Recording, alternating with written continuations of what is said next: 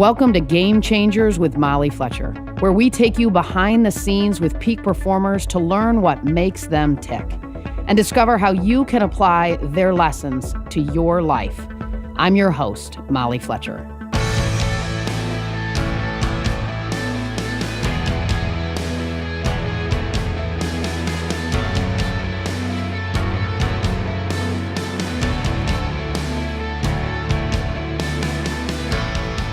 Leila Janah is the founder and CEO of Samasource, a social business that connects people living in poverty to micro work, small computer-based tasks that build skills and generate life-changing income.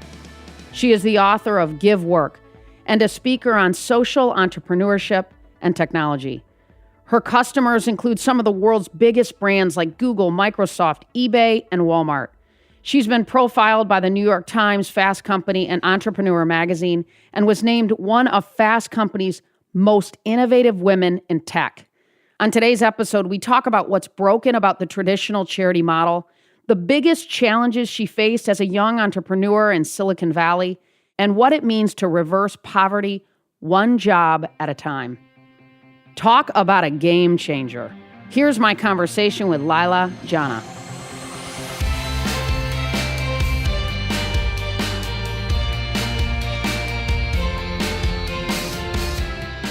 So, Leila, it is such a pleasure to have you on. You know, for our listeners who haven't heard of Samasource, can you tell us a little bit about what it is, and then we'll sort of dig into how it started, because it's such a remarkable story.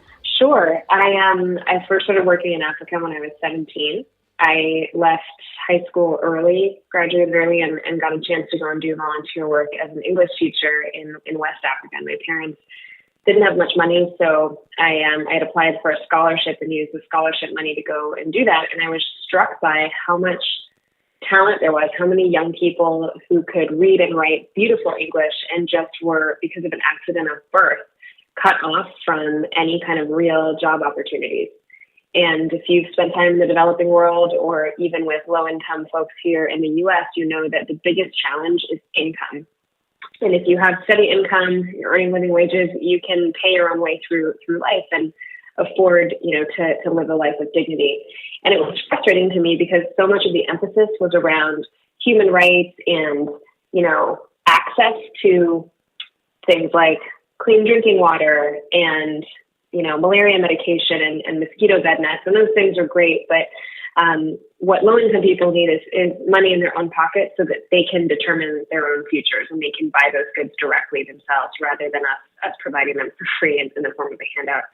And so I felt very frustrated by the traditional aid model, which struck me as paternalistic and disempowering for low-income people, not putting them on a level playing field like you and me. Sure. And I really decided then to make it my mission to create dignified work opportunities that pay living wages as a means of fighting poverty. And it also really struck me how much of a moral issue this is, that still 1 billion people around the world work full-time, mostly in the informal economy, doing things like selling stuff by the side of the road or picking up trash and selling it to a recycler.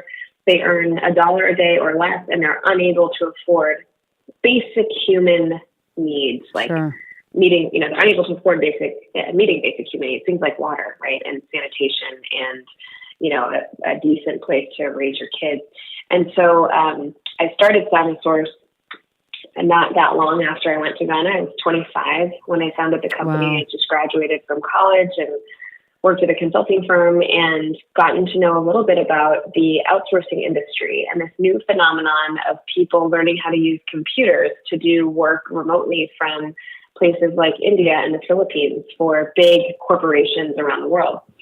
And that model, while that model itself didn't seem exciting to me, the idea that we could train people like my students in Ghana to use computers and to do higher level knowledge work from computers as a means of fighting poverty was really exciting to me. Sure. So I founded an organization called Samasource, and we do that. We connect very low-income people to computer training, and then we hire them to do all kinds of tasks and services for large technology enterprises. And what we've really honed in on is artificial intelligence So we provide really complex image annotation that fuels the development of algorithms for self-driving cars, for facial recognition software that's like on your phone, for a huge range of applications that is at the forefront of a lot of our, personal technology use. So you really saw, obviously, a problem with the traditional charitable model and said there's a better way, and for you, it's giving work. And so what have you learned about why giving work is so effective, why aligning, and then, of course, aligning purpose with our work is what you're doing at the higher level, of course, with Samasource. So can you tell me a little bit about what you've learned about that process through this journey of why giving work is so effective and so much more effective, I'm hearing you say, than the traditional charity model? Well, I am the child of an engineer, and I went to math and science school in high school, and I would say I'm pretty data-driven. And I think the most frustrating thing to me is that, we often use our hearts to guide our decision about giving back or, social and environmental impact. And we use our head for business, right? And we think that if we feel good about making a donation somewhere, that's the right motivation and that's going to be effective. In reality, we should be using our head a lot more in terms of how we give back, because all of the data shows us that the best way to fight so many of these problems that we're trying to solve, including most of the sustainable development goals that the world has aligned on, right? Things like clean drinking water and proper sanitation and reduction in child mortality and reduction in maternal mortality. All of these things, all of these problems are rooted in poverty. And we know that when we provide income, when we provide cash to the poorest people, they tend to spend that cash on exactly the things that we would design into the best aid program. They're not using the money to go get high or to, purchase a lot of alcohol. And this is the misconception that many people in the richer world have.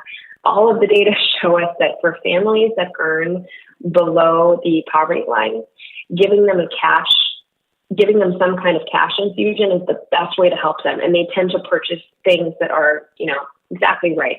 And they tend to know their needs much better than someone outside does, right? If you're living in a poor community, you know the right priority set. And this is especially true for women who've been shown to reinvest 90% of their paycheck back into the health and well-being of their families and communities. So the best development program there is raising the incomes of poor women.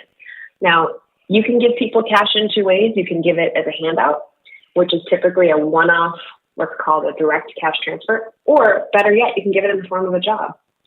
And a job comes with all these other benefits, right? Right, comes with motivation, dignity. Even the relationship people have with their government changes. We often criticize poor country governments, and we say, oh, these governments are so corrupt. They're not concerned with the well-being of their people. But imagine you're a leader of a very poor country in Africa, and think about where your budget to run your country comes from. Most of these poor countries are actually funded by aid dollars, much more than they're funded by tax revenue, because no one in the country makes much money.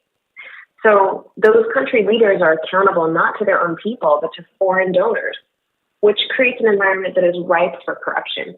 If instead people start earning money and the government starts taxing those people, there emerges a social contract between people and government, which is a much healthier arrangement.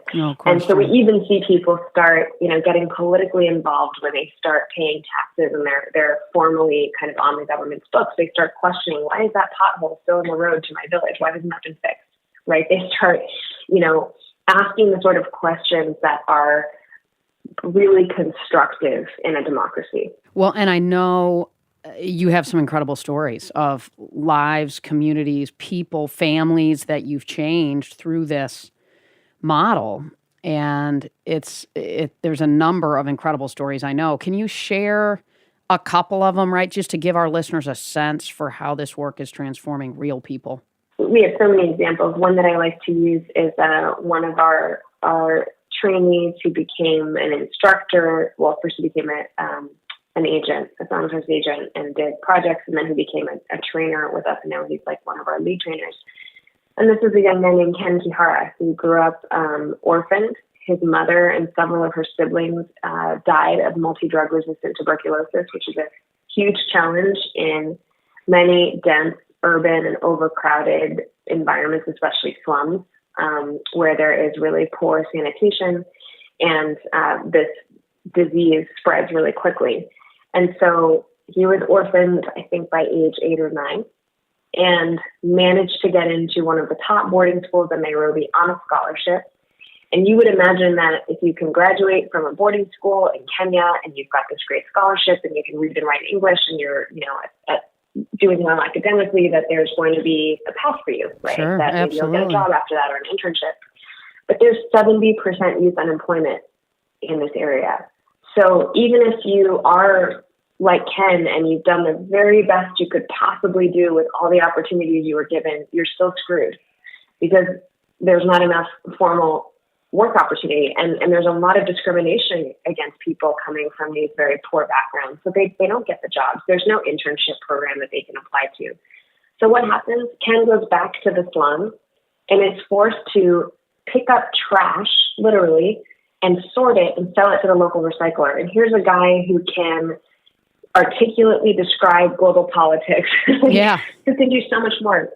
And in whom we've made an investment, right? Like some donors have paid for that scholarship. Someone somewhere got Ken through high school, and then there's nothing for him to do after that. So that's a tragedy. And we ended up connecting with Ken through a computer training program we run in the slum. That is our intake and recruiting procedure for young people. Ken started learning how to use a computer. He'd always been interested, but never had the chance. And after he gained proficiency, he applied for a job at Samasource. And we hired him, and he started doing basic data annotation. And these tasks are pretty simple. These are things like tagging points on an image and labeling the image with an accurate description. Like this is a dog, or this is a cat, or this is a car, or this is a human foot. Got it. Right? Yep. And that data has been used to train these algorithms. Now, this is not rocket science. Someone who can read and write is very capable of doing this work very quickly. So it's not like coding where there's a bit of a ramp period before you can do any work that someone's going to pay you for. So very quickly, Ken starts earning money. He has high attention to detail and a good work ethic. So he quickly starts doing better and getting promoted. And then we realized that Ken would make a great trainer. And so Ken starts recruiting other youth from his same background, from the slum that he grew up in, to come to our computer training and excels at that. And then he starts actually running our digital basics, is what we call it, our program in the slum. And before you know it, Ken has trained over 500 people just like him to enter Samasource work centers. He's increased his income by more than 800%. Wow. Since he came into our program. So he's now solidly middle class in Kenya. He's moved out of the slum with his daughter. And more importantly, Ken is now a leader in the community, right? He is an exemplar. He's a role model for young people who think that there's no path for them out of poverty. And to me, that story is so much more exciting than, oh, we gave Ken a free pair of shoes or we built a well in his community. This is Ken, working his way out of poverty himself.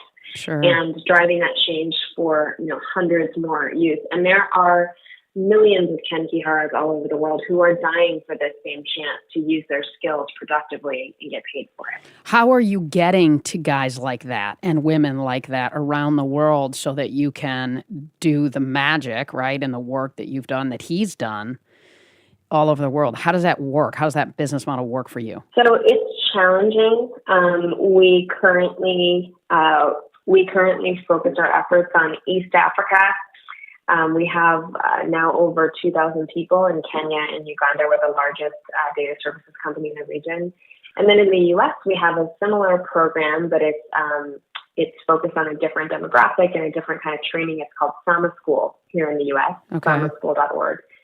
And we train people who don't have access to traditional job opportunities. Often they're long-term unemployed. We have a lot of recent immigrants, military veterans, people who've had a tough time for whatever reason getting back into the workforce. We train them with a 10-hour boot camp on how to succeed as a freelancer using new apps on your phone to find work. And it's been really successful at boosting people's income immediately after the class. So we on average see people earning over $1,200 a month in supplemental income after this 10-hour boot camp, which is really great number compared to traditional job training in the U.S. No question. So that's how we scale, is through these two programs. And the biggest challenge we face is just capital. There's not a lot of funding, unfortunately, for job training. It's not as sexy as an orphanage or a traditional charity. You don't write your name on a job when you don't donate something and see your name in these big letters. But so it's maybe less emotionally appealing to donors. But we think it's critical that this type of training be extended to everyone who needs it around the world. Yeah, no question. Well, one of the things that's coming up for me is that when this happens to somebody, there's a new set of opportunities / challenges, right? So now they have access to capital that they've created for themselves, of course. What other extensions exist, and how do you support them in some of these new, financial opportunities / challenges that exist in their lives after they start making 800 times more than they've ever made in their lives? We have financial literacy training that our workforce gets exposed to, and it's part of our freelancing course here in the U.S. Our 10-hour How to Succeed as a Freelancer course includes how to spread your income over multiple months if it's bumpy, as is the case in a lot of freelancing and gig economy jobs. We teach you how to save. We teach you what kinds of free tools there are for a lot of this. And there are quite a lot of tools that exist already out there that our workforce just needs to be aware of. And they eat healthier. They have better access to health and medicine, right? So the uptick is enormous, I'm sure, on so many fronts. And I know you have all that data, right? Which is just so powerful. One of the things that I think is incredible, right, is you were 25 when you started this business, and you were young. What advice would you give to young leaders that have other similar vision and a heart for it and a clear purpose around it? What advice would you give them? What are some of the speed bumps that you experienced? How'd you deal with them? All that stuff. There were so many challenges growing, but I think the biggest one was just that we were constantly on the brink of running out of cash and not having funding to continue because there are so few funding opportunities for social enterprises in this country, right? We tend to think of social good as something that charities do, and that, real business returns is coming from traditional profit maximizing companies. We don't typically think that the biggest social change we can make if we want to donate is actually in investing in a social enterprise, right? That is both addressing a problem like global poverty and hopefully doing so in a break-even model. So there was just less capital available. And I think the number one trait that every entrepreneur needs to have if you intend to grow something is resilience, much more so than you ever expect that you need. And to the point where possibly it's irrational. I don't know that it was actually an irrational decision to grow the business the way I have. Certainly from a personal financial standpoint, it's not been the most lucrative path. I could have chosen a lot of other ways to make a lot more money. And I think for many people, they end up deciding that they'd rather have a steady job that is assured to pay the bills than take the risk of, literally putting their entire financial future on the line, right? And if you have children or if you have people who are depending on you, maybe you can't do that. In my case, I made certain decisions in my life. I don't have kids yet. I don't have a family. I have very few responsibilities other than paying for my own food. And so I could afford to be super, risky with my decisions and decide to go all in on the startup. And for me, that meant sleeping on friends' couches, maxing out my credit cards, ruining my credit score at one point, all kinds of ups and downs that now you look back on and you realize that's the price you pay if you want to build something. And I think there's a lot of glamorizing right now of entrepreneurs and this sort of Shark Tank culture. I love Shark Tank. But people see the pitch and it seems really magical, right? And it seems like you could just start one of these things and overnight it's going to grow. And the reality of entrepreneurship is it's 99% failure and 1% those moments of glory that you see on TV or read about in magazines. Sure, sure. So how did you become, tell me how you became and overcame these moments. They're tough. I'm a big proponent of that, right? I couldn't agree with you more. If we're leaning into change, if we're leaning into opportunity, if we're being a little bit fearless, which you've no question done, we're going to fall and we're going to have moments that are really tough and weeks that are tough and months that are tough. And we've got to recover. How have you done that? I wrote a blog post called Growing Your Own Garden recently, and it got a lot of interest from my community because I think it resonated with a lot of people. And ultimately, the only way to build resilience, I think, is to have an internal code of ethics, of values, whatever you want to call it, by which you judge your actions, because the world is going to be unfair. Unfortunately, I do believe that, like, in the broader scheme of things, the moral arc of the universe does bend towards justice. I think we're seeing that, companies are behaving more ethically, like we're getting slavery out of the supply chain for like chocolate and coffee. And there's a lot of positive things happening, but often in the shorter term, life is brutal and unfair, and good people don't get rewarded a lot of the time, probably most of the time.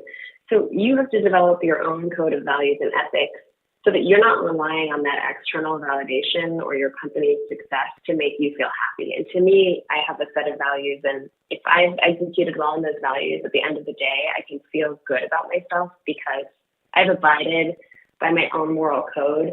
And if I'm doing that, I'm sort of building, I call it growing my own garden. I'm investing in and cultivating my own garden that exists independent of anyone else, including my company. Got it. Right. And I think ultimately you've got to rely on whether you call that spirituality. Some people refer to that as, talking to God, or, they achieve that through prayer. But I think you've got to find some internal or spiritual kind of dimension to cultivate, because very often your world will get rocked and you'll look for that fairness or that rhyme or reason in your business or in your personal life.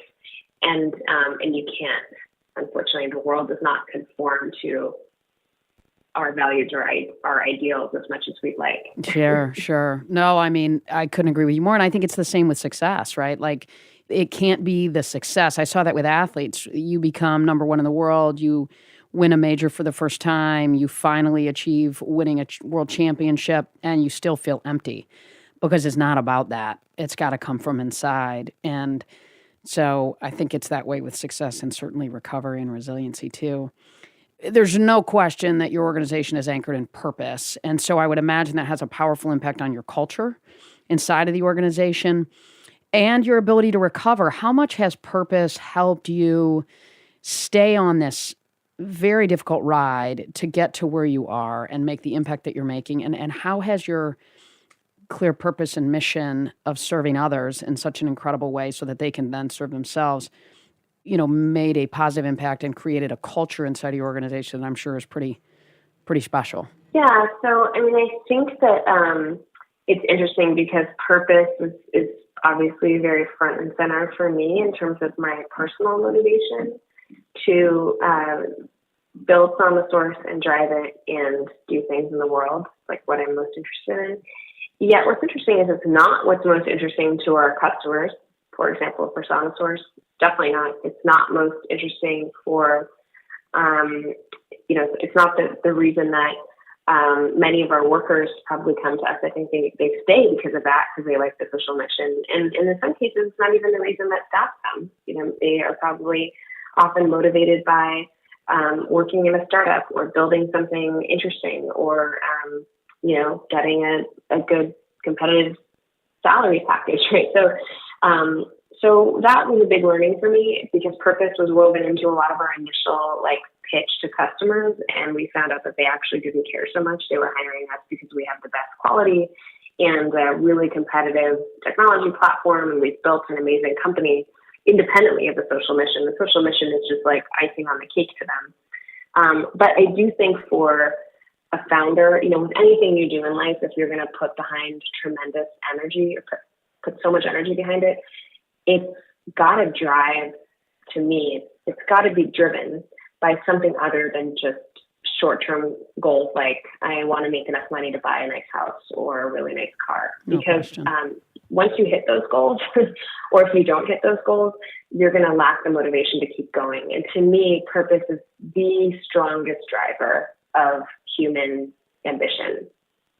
And cannot be about material objects. I think genuine purpose cannot be about the base kind of desires we might have as humans, like for sex, for shelter, for safety. I mean, I think, you need to get those things. You get them from your paycheck. You might get them from your day-to-day life. But I don't think those things will drive you to, your greatest accomplishments. And when I look at the people who've achieved the most in the world, people who I deeply admire for building social movements or for building the most cutting-edge technology or reinventing, devices, like the most creative and ambitious leaders I've ever seen have been motivated. That fire inside of them is about something bigger than the short term. No question. And so for me, that's addressing poverty. For someone else, that might be inventing a certain device that changes the world. But usually it's about something bigger. It's about giving back in some way. It's about making a contribution that outlives you. It's about leaving a better world for your children than what you had. I mean, that sort of thing. I couldn't agree more. And I think, sometimes people, I find maybe there's a sort of a lack of clarity around profit and purpose, that fundamentally maybe they're disconnected. But what I'm hearing you say is that we can connect profit and purpose and integrate those two things in a way that can be pretty powerful. And Samasource is doing that. Yeah, I mean, I think they have to be integrated. Like if you're making profit and you're not taking into account the impact of the business that you're building on the world, then, how do you know that the profit you're making isn't actually making the world worse off? And to me, that would be like defeating the whole purpose, right? No question. The businesses that most inspire me are those businesses where the passion of the founders and the staff is the driver of the business. So like Patagonia is an amazing example, the apparel company. They've built arguably the cleanest major apparel brand in an industry that is notoriously terrible. Like fashion is the second most environmentally destructive industry after energy, which is really saying a lot. And what makes Patagonia great is they make the best clothes. If you're an outdoor enthusiast, they think about every detail. And they're, I have a Patagonia mountaineering, jacket, and every pocket in that jacket was designed with intention. And I know the person who designed it is also a mountaineering enthusiast, and I know that person cares deeply about protecting the environment. And that's why I will continue to choose Patagonia over any other brand if I have the choice. And I will seek them out, even if it takes longer to find the right gear and even if it costs more, because I'm such a loyal customer and that's driven by the company's values. So to me, like the profit motive of the company is deeply embedded in the purpose that the founders and the staff have, which is why customers become loyalists. So it's all kind of woven together. And those companies that make a quick buck and build something that's actually bad for the world, I don't think they have true staying power. I don't think those companies end up, lasting or, changing the world, or, maybe they last, but the people within them turn over. So what would you say to somebody, a leader potentially, who is listening and who feels maybe, wow, this is interesting. My purpose and profits aren't perfectly aligned, and I want to do a better job of that. What would you tell somebody like that to do? Maybe it's even an entrepreneur. I think that it takes really being intentional about your life. So like most entrepreneurs I know are the types of people who set goals. So they write down, where do I want to be in 5 years? Where do I want to be at the end of this year? How do I know if I'm making progress against that goal? And to the extent that you write goals, I would, just look back at those and examine, do these goals really align with my greater self and my greater purpose in life? When I am meditating or praying or whatever you want to call it, when I'm off in my own spiritual world, what makes me happy? What makes me proud of myself? what, when I'm on my deathbed, will I be proud to say to the people who are around me, or even to myself, right? Sure. And that's a really good lens. Like Jeff Bezos talks about how that's the best framework for making decisions, is to think about what your future self would say on your deathbed about how you're spending your time or the decision that you're about to make. And it's a very powerful lens. So I would just say, think about it that way. Yeah, sometimes we have to go to the end of our lives and look back. One of the things I love to do is say, okay, it's my 90th birthday party. Who's in the room? What are they saying? What did we do? What did I do? And look back. And sometimes that helps us make our decisions. You said, and you talked a little bit about kind of energy and time. One last question. How do you personally, you have a lot of demands on you. You actually have another company as well, which I want you to mention as well. How do you manage your energy and demands? That's a great question. I do have a second company called LXMI. We are a plant-based luxury skincare line that focuses on rare botanicals that provide active benefits for your skin and also provide work opportunities for women in the harvesting process for these wild ingredients.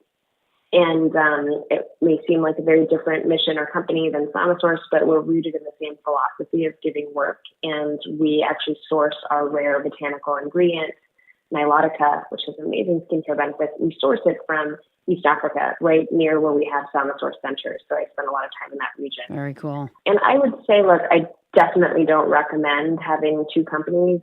It's incredibly challenging. It's like, if you think you have no life as a founder of one company, it's even worse if you have two. And most of the people I know who do that have made active sacrifices elsewhere. Sure. I mean, in my case, again, I don't have children. I don't know how I would manage that with what I am currently doing. I hope in the future things evolve and we grow both companies and my role evolves. But at the beginning in a startup, it is all in. It's 24/7. There are no off days.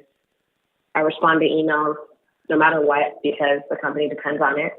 And I have, I'd say, really high levels of energy compared to a lot of people I know, partly because I think I'm wired that way, and partly because I am so deeply motivated by the purpose of both companies that to me it doesn't feel like work. It feels exciting. It feels emotionally kind of enriching. I get a lot of my spiritual and personal fulfillment within my work.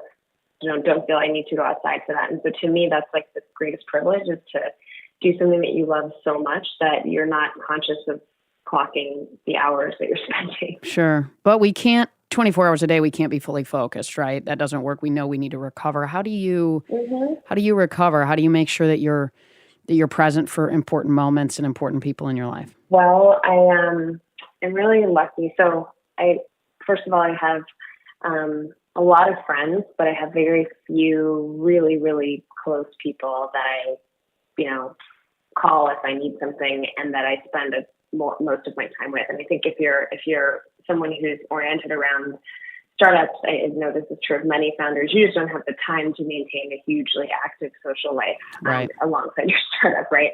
You're picking and choosing. You're typically only spending time with like your family and your closest comrades, right? And those are the people that you call on for everything. And to me, I've consolidated a lot. Yeah, no, I hear you. I'm lucky that I work with people that I really like. So I feel like I get some of the fulfillment of those friendships in my work life by only hiring people that I want to spend time with, that are, of course, going to be actively good for the company, but that also are good people who share my values, who add to my life in some way. I try to do the same thing with investors in my companies. I try to only work with people who I really like. And so far, we've had a pretty good track record there where I'll grab drinks with my investors and then I can update them on the business and enjoy the socializing, aspect of that. And then just, to be totally blunt about it, I have to have a release somehow. And for me, that's adventure sports. I'm really into kite surfing. I started paragliding a couple of years ago, getting a pilot's license.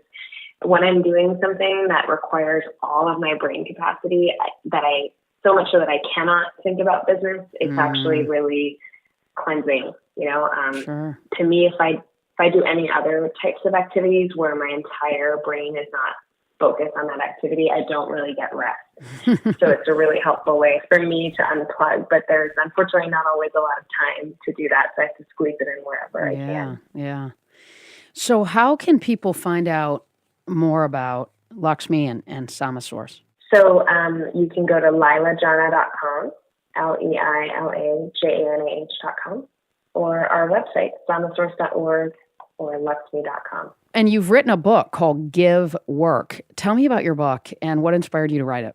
Sure. I published Give Work last year, and it is a guide for people who want to figure out how to give work in their own companies and in their own lives, and more broadly, how to think about the most direct way you can have a meaningful social impact in your life, which to me means addressing poverty at the root. I think global poverty is our biggest moral challenge in our lifetimes right now.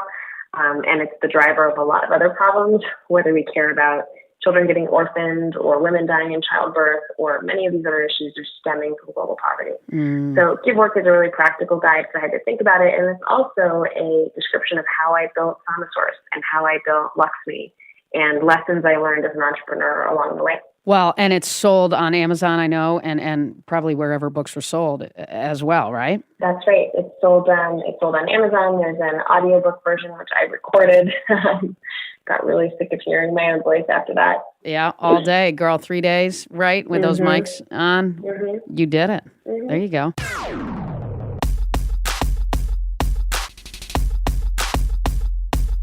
Okay, so we end with a rapid fire section. So I'm going to just fire off questions to you, and you just tell me what comes up. Sure. So first one word to describe yourself. Tenacious. First job. Legal secretary. Favorite, boy, I bet you felt like you were in a box. That doesn't sound like you. Favorite book. Building Social Business by Muhammad Yunus. What's your favorite place that you've ever traveled to? Mozambique Island in Mozambique. What's the best advice you've ever received? Don't punk out and quit. Nice. So the show's called Game Changers with Molly Fletcher. So the last question for you today is, what game changer inspires you and why? I was really inspired by a woman who I never knew, but who I read about, named Beryl Markham. She was the first female pilot in East Africa, and she also set the record flying east to west across the Atlantic when she was 29 years old in the early 1930s. And to do what she did, I'm starting to take pilot lessons now. It's pretty intimidating to start flying a tiny little hunk of metal and it's hurtling through the sky. To do that across the Atlantic Ocean when you're 29 years old and at the dawn of aviation, before there's any safety checks, and I think she only took a thermos of coffee with her in the cabin, was so bold. And I really respect a lot of the women who in the early days of adventuring did things that no one did, let alone women at that time. And I'm really inspired by their stories. Wow. And you know what's cool is I bet in 100 years somebody's going to be saying that about you and the work that you've done. So thank you so much for what you're doing for the world. Thank you. It is truly incredible. And so I personally am so grateful for it. So thanks for coming on today. Really appreciate it. Thank you. It was my pleasure, Marie.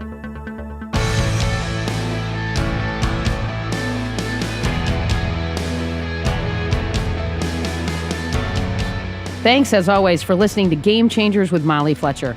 If you like the show, be sure to subscribe on Apple Podcasts. There you can listen to previous episodes and leave us a review, which helps other people find out about the show. For more about me, visit mollyfletcher.com. Until next time, stay curious and be bold.